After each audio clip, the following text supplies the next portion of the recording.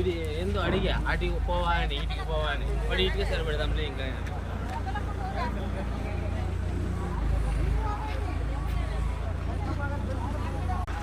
హంపీలోని విరూపాక్ష గుడి ఇది. వీడియో అది.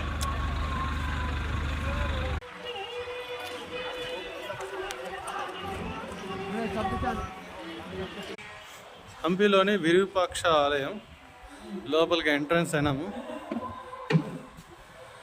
సైడ్ మండపాలు.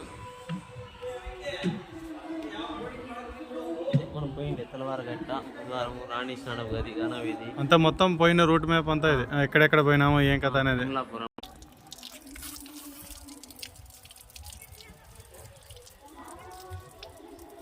పోతుంది ముందర చూడు.